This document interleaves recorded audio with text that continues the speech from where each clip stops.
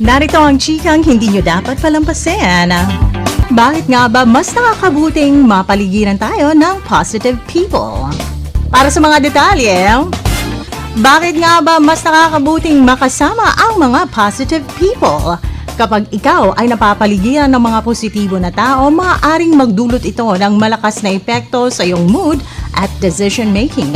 Batay sa mga pag-aaral, ang pagiging malapit sa mga uplifting individuals ay maaaring magpalakas na iyong kaligayahan at nagpapababa ng stress na lumilika ng mas positibong kapaligiran para sa personal na growth.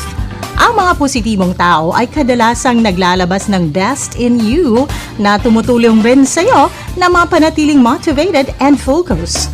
Ang kanilang optimism at support ay maaaring magpabuti sa iyong kakayahan na gumawa ng mas mahusay na mga desisyon dahil mas malamang na harapin mo ang mga hamon sa buhay na may malinaw at positibong pag-iisip.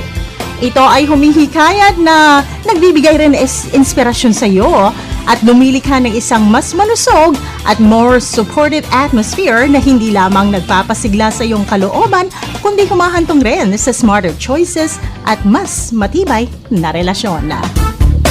At yan na lang muna ang ating chika ngayon. Ako si Apple Dale sa 105.9 Wild FM. Hala, pag-wild!